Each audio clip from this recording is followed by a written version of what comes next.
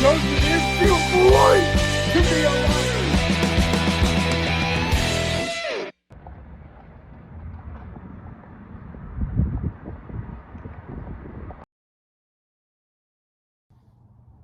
They say there is no chance, but the Chicago Cubs forced a game 4. So does that mean tonight will be the night of the Milwaukee Brewers, or will our Chicago Cubs do the unthinkable and force a winner-take-all Game 5 back in Milwaukee at American Family Field? There is only one way, and only one way to find out, guys. Catch me right after the game, only on Cubs Baseball with Rod Knight on YouTube, as we talk about and break down Game 4 of the NLDS between the Milwaukee Brewers and our Chicago Cubs. Oh, and I forgot, as always, go Cubbies go.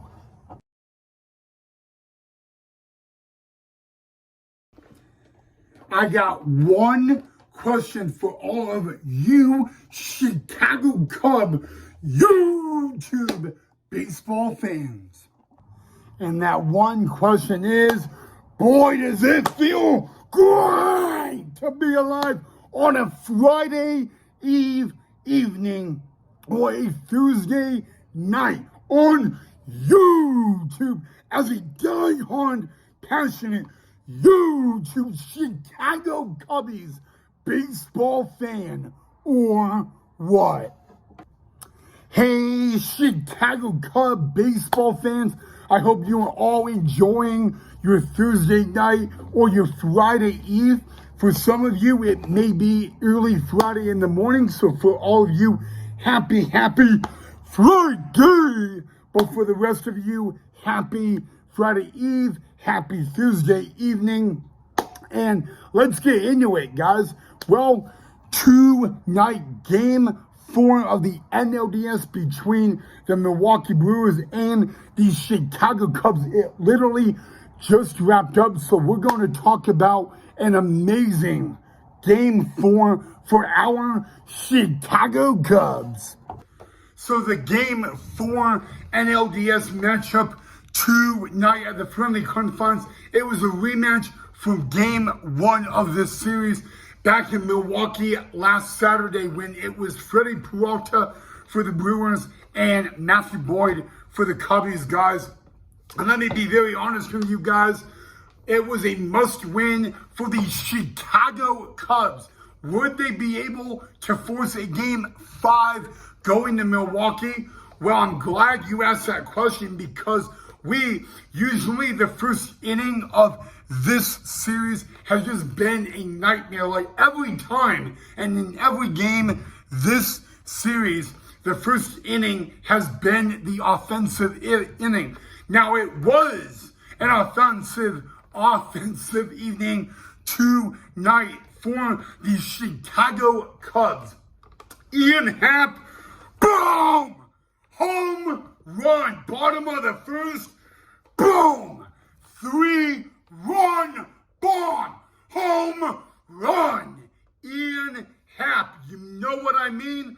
Bottom of the first, tonight, boom! A 3-run bomb, 3-run home run, and the Chicago Cubs score 3 runs in the bottom of the first, courtesy of Ian Happ. He made that a 3-0 ball game. Oh, you want to know more? Let's fast forward to the bottom of the 6th, because what I'm about to tell you guys is very interesting. Now, Carson Kelly was a boom home run, but wait, that's when it got very interesting, because the Brewers would challenge Carson Kelly's home run.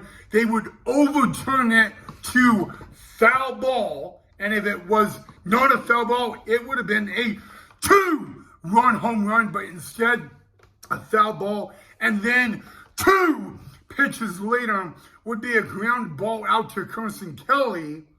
He would be called out, but the Chicago Cubs would challenge the call. And you know what? My mom thought Carson Kelly was safe, and it turned out to be out. So what? You know what?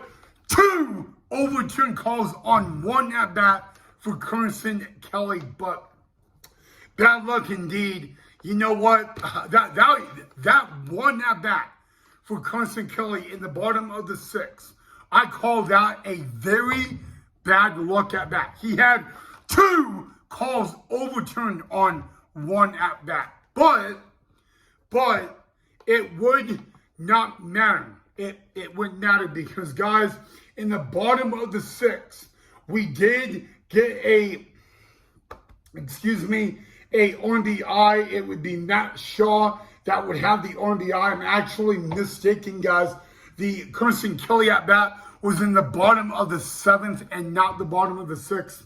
But you know what? It didn't matter because Kyle Tucker, he would have a boom solo home run, guys. And to end it short, simple, and sweet on a Friday evening or a Thursday night, it was all Chicago Cubs because the Chicago Cubs did 2 things tonight. Number 1, they rose and flew the W. Number 2, they shut out the Milwaukee Brewers, guys. 6-0 in favor of the Cubbies was your final score, guys, which means the Cubs will force a winner-take-all Game 5 Saturday afternoon in Milwaukee. But the one thing that I noticed right at the beginning of the game was that the Chicago Cub Wrigley faithful were yelling, "Freddie, Freddie." They were chanting Freddie Peralta's name, and Ron Darling, the commentator tonight for the Cubbies game, he said if that is happening, that pitcher has to be pretty good. And there's no mistake about it. Freddie Peralta is that good. I'm not going to lie. But you know what? Freddie Peralta was unfortunate, not able to get the job done tonight, guys. The Cubs would have 3 home runs. A 3-run homer in the first by Ian, had a solo home run was hit in the 7th by Kyle Tucker, and then Michael Busch would have a solo in the 8th, guys. What an amazing night to be a Chicago Cub baseball fan. Season on the line again tonight, and they were able to come out and fly the W and force a winner-take-all Game 5, which, by the way, again, guys, will be Saturday afternoon, American Family Fields in Milwaukee. And I do want to say this, all right? The bad news for the Brewers, of course, was a loss. But remember, they will go to a Game 5 winner-take-all in front of their home faithful. And the question is, for the Chicago Cubs, will they be able to be down 2-0 and win 3 in a row to go to the NLCS? That is going to be the major question for the Cubbies on Saturday afternoon in Milwaukee. But right now, Saturday does not matter. The Cubs come to Chicago and went back-to-back games, guys. They give the Cub faithful something to cheer about, guys, at least on a Thursday night. The 2025 Chicago Cubs season does not come to an end, guys. Matthew Boyd was really good. He threw 67 pitches. He would go 4 2/3, give up 2 hits, 3 walks. He would strike out 6 guys.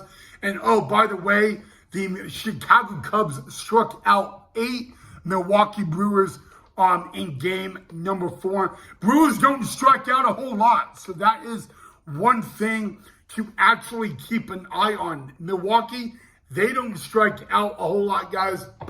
But you know what, guys?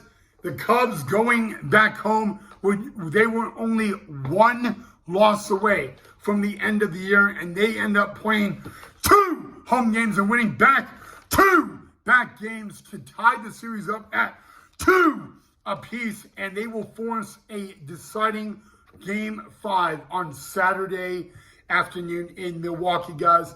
And like I said, guys, we don't know the Game 5 pitching matchup, so we'll have to figure that out at least by tomorrow, hopefully. But you know what, guys? Enough about me talking, guys. I want to know what you guys thought of the game. I want to know what you guys, it was a very interesting ball game from the beginning. But you know what? The Cubs did something that the Brewers have not done this series. The Cubs won a game by shutting out their opponent. Remember, guys, Milwaukee in Game 1, they beat Cubs 9-3, but they were not able to shut out the Cubs in the 2 games in Milwaukee. So I have a feeling that Cub fans tortured the Brewers pitching tonight, and what I mean by that is yelling their name. I definitely expect a little payback on the Cubs on Saturday by the Milwaukee Brewer faithful. The only question is who will be the pitching matchup on Saturday. And like the commentating said, you know, Milwaukee, all they had to do is win 1, and they failed with 2 games in Chicago. And now that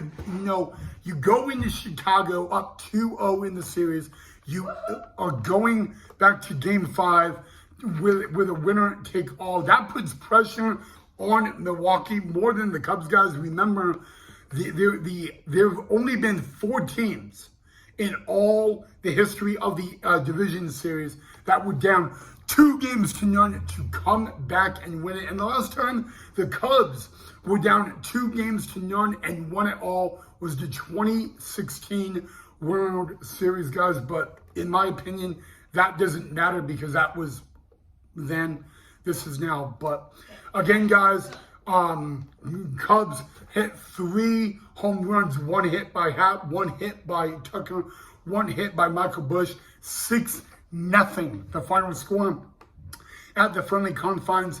And the question we now know is, will tonight's game be the last of the Cubs, or will they be playing the defending World Series champions, the Dodgers, in the NLCS? We will find the answer to that on Saturday afternoon.